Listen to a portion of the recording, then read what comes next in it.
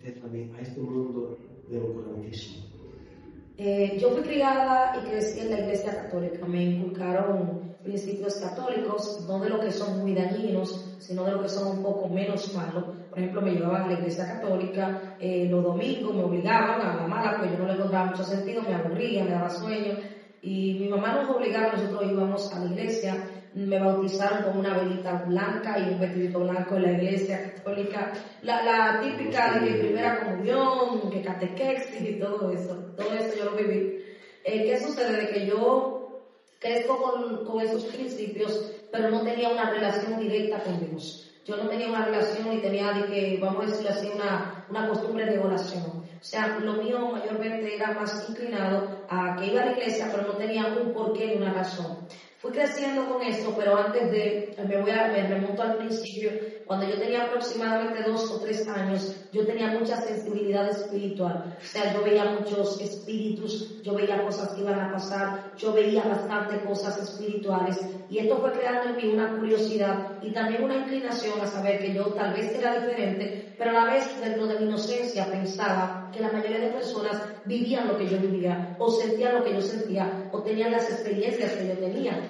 Esto me impactó bastante, pastor, ya que fui creciendo, y mientras yo iba creciendo, yo iba perdiendo esta sensibilidad o este nivel de visión que yo tenía.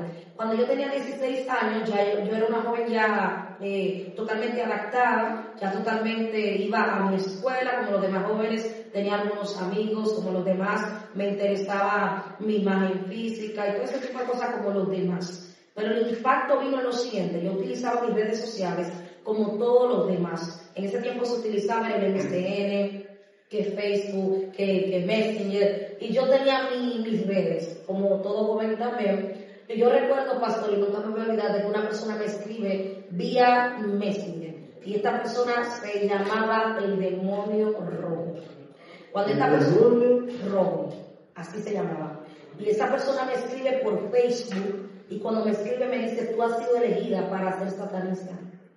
Yo me impacté, y por eso le digo a los padres, pendiente a lo que hacen sus hijos, pendiente a cómo sus hijos se mueven, y aún revísenle los celulares. Siendo adolescente, revísenle los teléfonos, usted no sabe lo que están haciendo. Y cuando yo recibo este mensaje, me impacto, y yo no sabía lo que era satanismo, yo no sabía lo que era nada de eso. Y esa persona me dice: nosotros no somos de tu país, nosotros somos de México. Cuando esa persona me dice eso, yo me sorprendo bastante y me dicen: tú tienes una semana para pensarlo. Yo empiezo a pensar, no le dije nada a mis padres, error mío, no le dije nada, vamos a decirlo así, a mi madre, no le dije nada a mi hermana o a alguna persona, o a alguien de confianza, que me pudiera decir: ten cuidado, eso no lo hagan.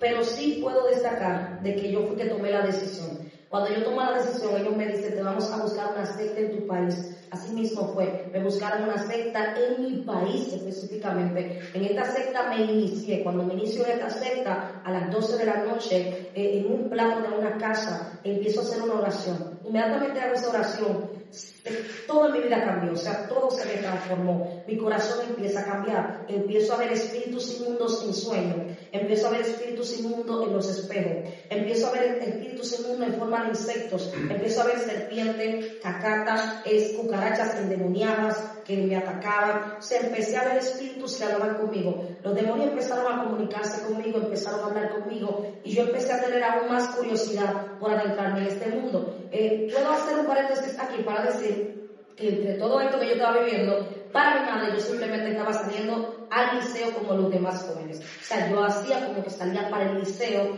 y realmente me escabullía. ¿Tu madre estaba ajena? Ella estaba ajena. Quien tenía un poquito de sospecha era mi hermana, porque ella dormía conmigo y ella notaba que mi actitud había cambiado bastante. Ella notaba de que yo era muy extraña y que antes no era así, y notaba también de que yo me le desaparecía. Por ejemplo, estábamos en la casa normal, y de un momento a otro yo me desaparecía de una forma extraña. Esto impactó bastante la vida de mi hermana. Mi hermana siempre estaba como observando.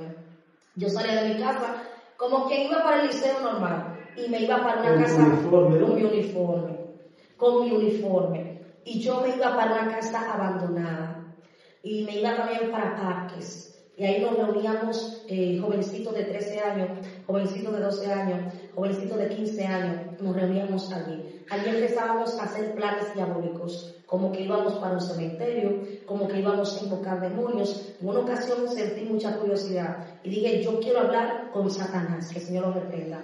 Yo dije, yo quiero hablar con él, porque yo le sirvo y yo quiero hablar con él. Y cuando yo dije, quiero hablar con él, yo recuerdo que él dijo, ¿tú estás preparada para hablar conmigo? Me mandó a decir a través del líder de la secta. Y yo dije, sí, yo quiero hablar con él. Cuando él apareció, él se puso como un pañuelito blanco en el rostro, como para que no me diera mucho miedo, como para no infundirme miedo.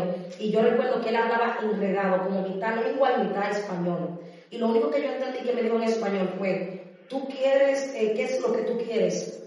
¿Qué tú quieres? Y yo me quedé impactada porque joven al fin, inmadura, no sabía qué es lo que iba a decir. Yo lo mandé a buscar, pero no sabía qué iba a decir. Me dijo, ¿qué es lo que tú quieres? Y esto me dejó frisada. Y me dijo, lo que tú quieras, dímelo y ya. Y se fue. Esta fue la primera experiencia que yo tuve cara a cara con ese espíritu.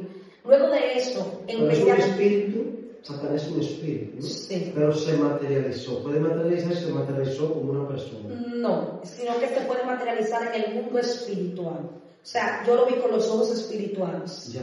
Porque él no se va a personificar, sino que en el mundo espiritual es que nosotros lo podemos, vamos a decir, atacar, podemos contrarrestar y todo ese tipo de cosas. Bueno, pastor, empiezo a caminar en esta secta. En esta secta me ponen como una líder. Cuando yo empiezo a liderar en esta secta, me tocaba buscar jóvenes y yo seleccionaba jovencitos